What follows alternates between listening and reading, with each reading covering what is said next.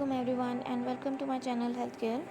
आज का जो हमारा टॉपिक है वो है सेकंड ट्राइमेस्टर ऑफ प्रेगनेंसी का, यानी हमल के दरमियान 3 माह। इसमें जो आपको फर्स्ट ट्राइमेस्टर ऑफ प्रेगनेंसी में मतली हो रही थी, दिल ख़राब होता था या उल्टी आती थी, नोज़िया, मॉर्निंग सिकनेस, वो काफ़ी हद तक सेटल हो जाएगा। इसके अलावा जो मिसकैरेज का रिस्क होता है वो भी सेकंड ट्राइमेस्टर में रिड्यूस हो जाता है। जो सिम्टम्स आपको महसूस होंगे वो है कॉन्स्टिपेशन यानी कब्ज़। वो हार्मोनल चेंजेस की वजह से हो सकता है, और उसके लिए जो उसका हल है वो ये है कि आप फाइबर डाइट इस्तेमाल करें।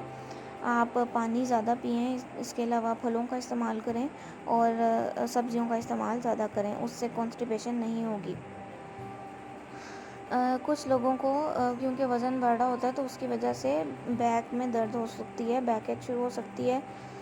इसके अलावा जैसे जैसे बच्चा नशोनुमा पाता है तो उसकी वजह से प्रेशर जो है वो पेट के निचले हिस्से पे पड़ता है और पेट के निचले हिस्से में दर्द शुरू हो सकती है, लोअर एब्डोमिनल पेन शुरू हो सकती है। इसके अलावा हार्मोनल चेंजेस की वजह से ब्रेस्ट टेंडरनेस यानी छाती में दर्द भी महसूस हो सकता है, जो कि एक नॉर्मल प्रेगनेंसी का हिस्सा है।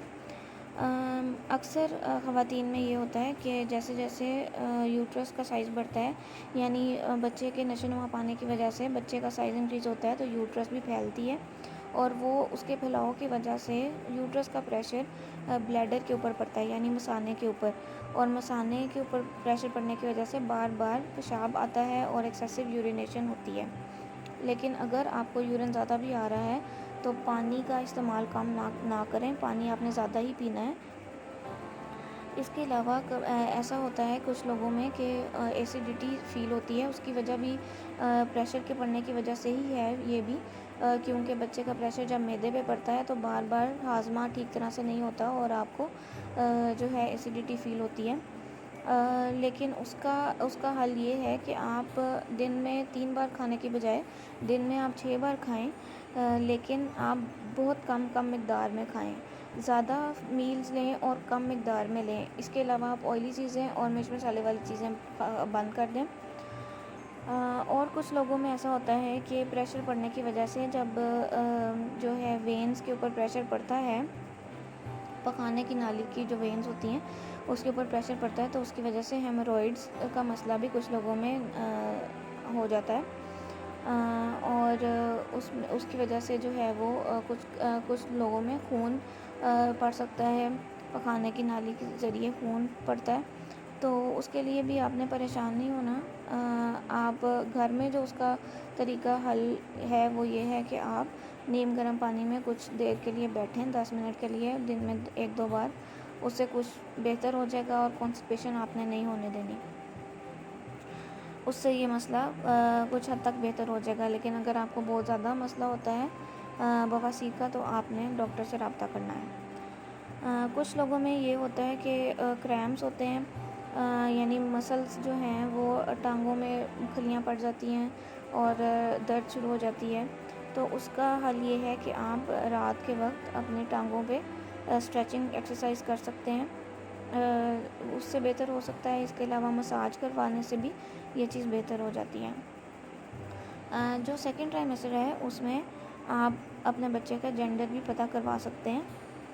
इसके अलावा ये है कि आपको क्विकनिंग यानी बच्चे की हरकत जो है वो तकरीबन 5वें महीने में महसूस होना शुरू हो जाती है। और जिस्म में जो चेंजेस आती हैं वो ये है कि पेट के दरमियान में एक सीधी लाइन जो डार्क कलर की आप नमूदार हो जाएगी, ये भी प्रेगनेंसी का हिस्सा है।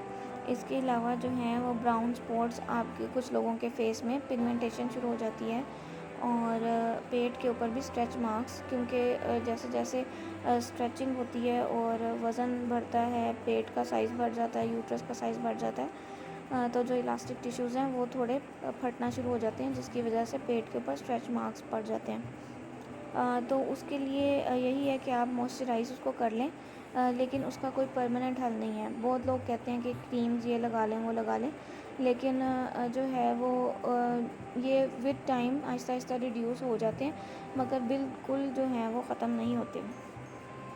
उस पे कुछ लोगों को इचिंग शुरू हो जाती है, तो इचिंग के लिए यही है कि आप उसको मॉइस्चराइज़ रखें। इसके अलावा ये होता है कि कुछ लोगों में यूटीआई का मसला भी शुरू हो जाता है प्रेगनेंसी जैसे जैसे बढ़ती है, तो उसका ट्रीटमेंट बहुत ज़्यादा ज़रूरी है। यूटीआई का मतलब है यूरिनरी ट्रैक इन्फेक्शन, यानी पेशाब में शदीद दर्द शुरू हो जाती है पेशाब करते हुए या जलन होती है, तो उसको हल करवाना बहुत ज़रूरी है, नहीं तो इन्फेक्शन जो है वो फैल सकता है। जैसे आपका वज़न बढ़ता है तो आपकी जो है कैलोरी रिक्वायरमेंट भी बढ़ जाती है, तो आपने कम से कम 300 से 500 कैलोरीज़ जो हैं वो आपने ज़्यादा लेनी है, यानी जो आपकी नॉर्मल कैलोरी रिक्वायरमेंट है उससे आपने ज़्यादा खाना होता है। अपना इस चीज़ का बहुत ख़ास ख्याल रखें कि आपने आयरन और कैल्शियम सेकेंड ट्राइमेस्टर में स्टार्ट कर देना है। और इसके अलावा ये है कि आप सेकेंड ट्राइमेस्टर 18 वीक्स से जब अबव होता है 18 टू 22 वीक्स, उसके अंदर आपने एक अल्ट्रासाउंड करवाना होता है। उस अल्ट्रासाउंड को कहते हैं अनोमली स्कैन। अनोमली स्कैन से मुराद ये है कि ऐसा अल्ट्रासाउंड होता है जिसमें आप क्या के बच्चे के तमाम अज़ा देखे जाते हैं कि ठीक तरह से बन गए हैं या नहीं बने, उसमें किसी किस्म का कोई नुक्स तो नहीं है।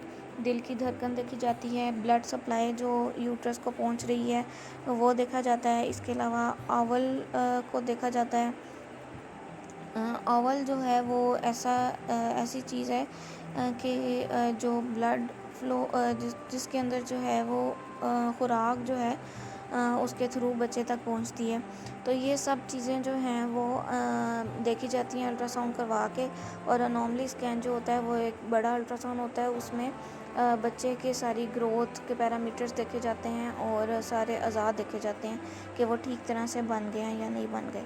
तो ये वाला स्कैन कराना बहुत ज़्यादा ज़रूरी है। उम्मीद है आपको वीडियो अच्छी लगी होगी। अगर आपका कोई भी सवाल है इससे रिलेटेड तो आप कमेंट सेक्शन में पूछ सकते हैं। Don't forget to like and subscribe my channel. Thank you so much.